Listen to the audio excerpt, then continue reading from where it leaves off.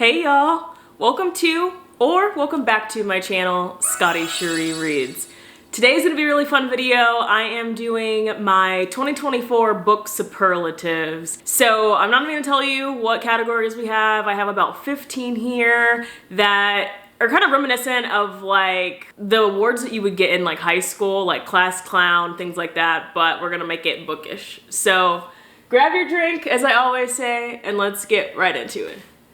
Okay, starting off with the first category, I have a big one, which is near and dear to my heart, which is Best Debut Novel. So, unfortunately, I didn't have enough of 2024 debut novels to put in here. So these are from all of the debut novels I read in 2024, but they didn't necessarily release in 2024, if that makes sense. The three nominees are Hereafter by Amy Lynn, We Were Once a Family by Roxana Asgharian, and Amari and the Night Brothers by B.B. Alston. And the winner of this category, even though it was pretty difficult, is Amari and the Night Brothers by B.B. Alston. So the reason why I picked this over the other two is that B.B. Alston was able to create such an immersive fantasy world. And this was his first book ever. Like I said in my previous video of ranking all of my fiction books from worst to best, which I'll have linked up top and down below, I mentioned that this is really reminiscent of Harry Potter for me, and I think that that's just exceptional for his first book that he gave me those same feels. The other two were also great debuts. I just put this as the winner because it is a fictional world versus like investigative journalism, which still takes a lot of practice, but you're pulling a lot of facts from other people and putting it into one novel, whereas this is just completely his own brain project. So yeah, first category, best debut novel goes to Amari and the Night Brothers by B.B. Alston. All right, category number 2 is the most nostalgic read for me of 2024. And the nominees for this category are, again, Amari and the Night Brothers by B.B. Alston, A Little Devil in America by Hannah F. Abdurraqib, and Confessions of an Alleged Good Girl by Joyce Goffney. And the winner of the most nostalgic category is Confessions of an Alleged Good Girl by Joya Goffney. This one could also be in the most surprising, which is going to be another category, but I was not expecting to see myself so hard in a YA contemporary romance novel, which is typically not anything that I would read. Monique in this book is in high school and she is a preacher's daughter, and she is ready to pretty much have sex with her boyfriend of multiple years that she feels like she's going to marry, and she's trying to understand why the church feels like she can't have sex before marriage. She's grappling with that. She's also dealing with sex health and education because she has a disorder that's making it very difficult for her. And there's intimate relationships on page here, but obviously it's written for young adult, and it's just very educational. It's a sex positive, sex educational book that I think a lot more people need to read. The friendships in this book were awesome, and it made me feel like I was back in high school myself. So yeah, most nostalgic goes to Confessions of an Alleged Good Girl. All right, category number 3 is the book that's most likely to break your heart. And the nominees for that are Hereafter by Amy Lynn, We Were Once a Family by Roxana Asgharian, and the Heartstopper series by Alice Oseman. And the winner of category 3 is We Were Once a Family, A Story of Love, Death, and Child Removal in America by Roxana Asgharian. This book wrecked me. This, I believe, is the most emotional and most impactful read that I've ever read in my life. Seriously. It tells the story of the Hart family murders. Very quickly, Jennifer and Sarah Hart were a white lesbian married couple that got 2 different sibling groups, 3 each from across the country. They're 2 like black families or black kids, and at the end of the day there was a lot of abuse that was happening behind the scenes in the house, and when they started to become under investigation, Jennifer and Sarah decided to put all of the kids and themselves in their SUV and drive off of a cliff in California and kill them all. And Roxana tells the story of not only what happened within that family, but she goes back to the biological families for them to tell their story of how these kids were even placed in the foster care and adoption agency, how the foster care system just really fucked these kids, and really they just didn't really have a chance, unfortunately. And it just gets sadder and sadder and sadder. It's an important read, but it will rip your heart to shreds. So please read it, but also tread lightly with this one. So again, this one wins the most likely to break your heart category. Category number 4 is the most surprising read. And the nominees for that category are Fourth Wing by Rebecca Yarros, Root Magic by Eden Royce, and Before I Let Go by Kennedy Ryan. And the winner for the most surprising category is Before I Let Go by Kennedy Ryan. I had to pick this one because forever, I always say that I'm not a romance reader, and this was the first romance that I picked up this year, which led me to reading other romances that I really enjoyed. And now I can't say that I don't like romance because I absolutely devoured this story. The relationship between Yasmin and Josiah, basically they were married, they have a kid together. Things happen and they're divorced now, but they co-parent very, very well. And throughout this novel, there's kind of a second chance romance that's happening. And yeah, the relationship with the friend groups that are in here were great. The co-parenting style was awesome. I was kicking my feet. I thought this was great. There were some sad moments, so it wasn't all just fluffy butterflies like in your tummy. Like there were some serious moments in this book, which I really liked. But I think Kennedy Ryan does such a great job of blending the two. And yeah, I absolutely love this. I need to pick up the rest in the series. I actually have This Could Be Us here, and the third one is one of my most anticipated reads of this year. So I need to pick this one up. And yeah, most surprising. Who knew it would be a romance novel? Moving into category number 5, we have the most disappointing read. And the nominees for this category are I Was a Teenage Slasher by Stephen Graham Jones, Camp Damascus by Chuck Tingle, and Lakewood by Megan Giddings. And unfortunately, the winner of the most disappointing category is I Was a Teenage Slasher by Stephen Graham Jones. So I just did not like this book. It did not do it for me. I'm still trying to figure out if slashers overall are something that I want to be into. I like horror a lot. Slashers are a traditional like trope and category, and I don't know if it's my thing. This was a kind of a unique take in that regard, but it still just didn't work for me. I didn't like being in the narrator's head. What's his name? Tolly. And yeah, I think I picked this one for the most disappointing because this is my first Stephen Graham Jones novel. I have read other novellas and actually really liked his writing and storytelling in those novellas. So I was very, very excited and had high expectations for well, not his first novel, but the first novel I was gonna pick up, and it just didn't do it for me. And now I'm like hesitant to pick other things up. I have The Only Good Indians up here that I was really excited to read, but now I'm like, I don't know how I feel about it. So yeah, unfortunately, sadly, I Was a Teenage Slasher wins the most disappointing category. Category number 6 is the most fun to read of last year for me. And the nominees for this category are Tress of the Emerald Sea by Brandon Sanderson, Only for the Weak by Natasha Bishop, and Amari and the Night Brothers by B.B. Alston. So this category was one of the hardest because I had so much fun with all 3 of them, but the one to take the cake I don't even own and I need to get a copy ASAP, which is Only for the Weak by Natasha Bishop. Another romance. Who knew? But I gobbled this one up. This little short romance rocked my world. Janelle and Rome, one true couple, one true pair. They are the best. Quickly, this story, it's kind of drama filled. It's about Janelle, who is going on this retreat to a vacation, like island vacation, because her sister is getting married, but her sister is getting married to her ex. And that's awkward, and there's drama in general that's there. But her ex's best friend, Rome, who she didn't really know very well when her and her ex were dating, but Rome is there, and they make this pact to kind of hook up and have a lot of fun during this 1 week.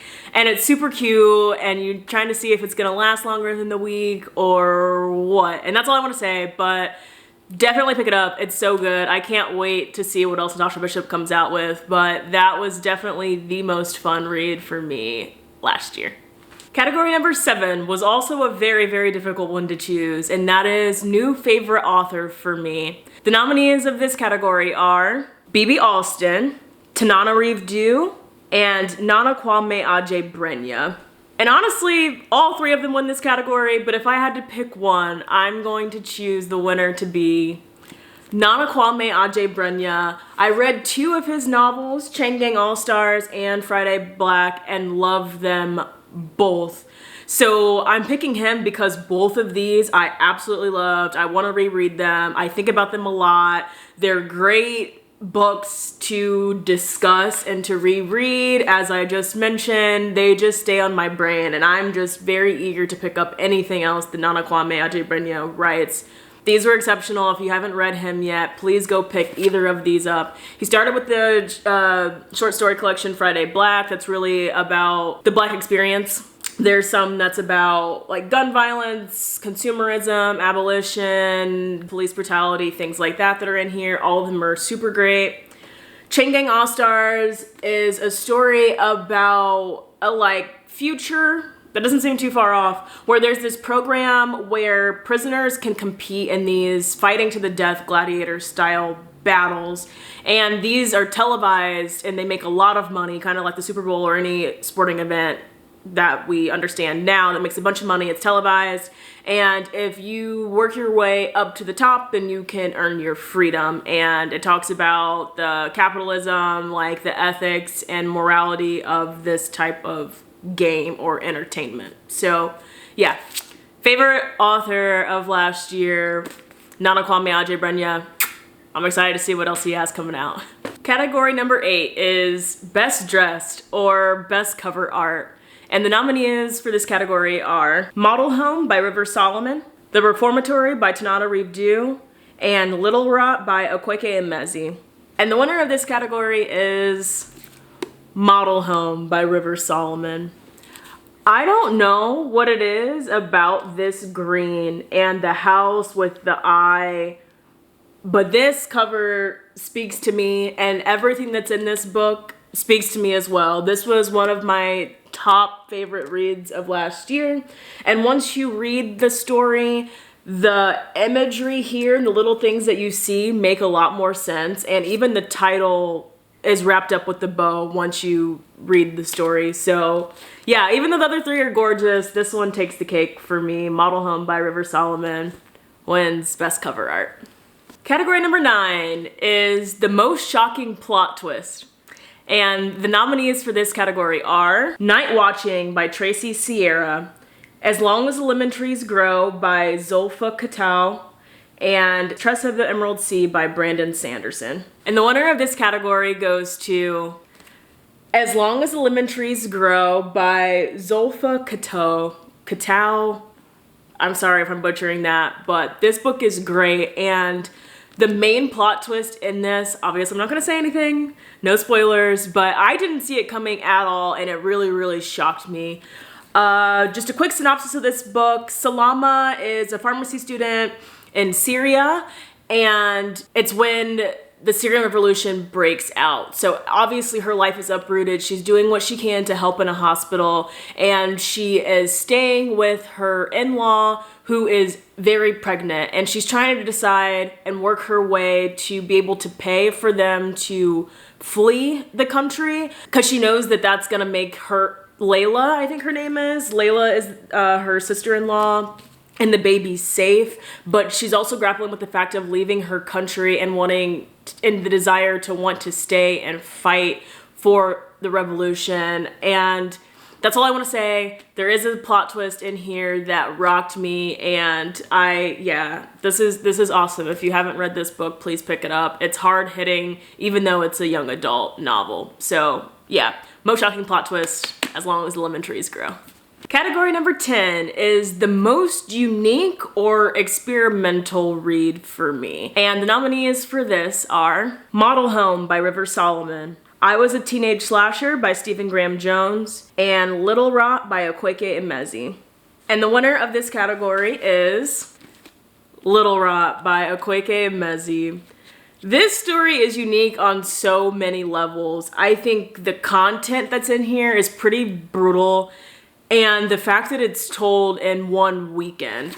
So I'm not gonna read a lot about this because I think this is a book that, as long as you read the trigger warnings, then I say just go into it blind and you're gonna take the most out of it doing it that way, but definitely go in with caution because it is heavy and very unique. I haven't read a book like this before. One weekend, an elite underbelly of a Nigerian city, a party that goes awry, a tangled web of sex and lies and corruption that leaves no one unscathed. That's all I'm gonna say. A lot of sexual content in here, a lot of corruption, a lot of bad shit happens. You're not really rooting for the characters, but you can't peel your eyes away from the destruction that happens in this one weekend. So yeah, never read a book that was like this before, but it definitely did it for me. If anyone knows, Okweke Emezi can do no wrong for me. So yeah, Little Rot, most unique and experimental for sure. Category number 11 is the most immersive setting. And the nominees for this are Amari and the Night Brothers by B.B. Alston, Chain Gang All-Stars by Nana Kwame Adjei-Brenyah, and The Reformatory by Tanana Reeve-Dew. And the winner of this category is The Reformatory by Tanana Reeve-Dew, which, spoiler alert, is my favorite fiction book of the year. And unfortunately, this setting was so immersive because it's a horror book that takes place on a reformatory, which is awful. But when I was reading that book, I was there in the Jim Crow South in the reformatory with Robbie, our main character. And I thought about it, I dreamt about it, I felt like I was there, and I don't know how Tanana Reeve-Dew did it, but this one took the cake for me in this category. So a quick synopsis, we follow a 12-year-old named Robbie, who is a little black boy in Jim Crow South, and he gets himself into a little bit of trouble and finds himself in this reformatory school. And if you know anything about reformatory schools, they are absolutely awful. And that is the true horror of this novel. And we follow him and the events that happen in the reformatory school, and we follow his older sister who is working her ass off to try to get him out. Yeah, be warned, it's a heavy read, but the writing is exceptional. And like I said, I was so engrossed and immersed in this writing and this story that I felt like I was there with Robbie the whole time. So yeah, winner of most immersive setting is The Reformatory by Tanana Reeve-Dew, and I need to get this book ASAP. Category number 12 is a book that is totally worth the hype.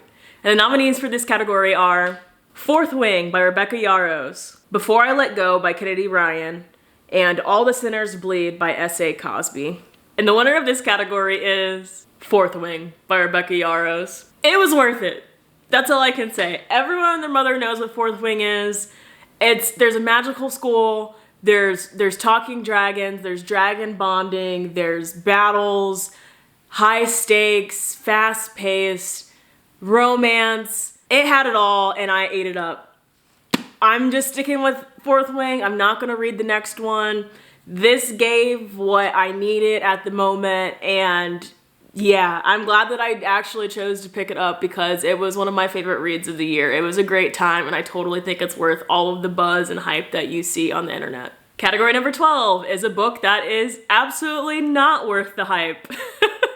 And the nominees for this category are Brother by Anya Alborn, Parable of the Sower by Octavia E. Butler, and 7 Days in June by Tia Williams.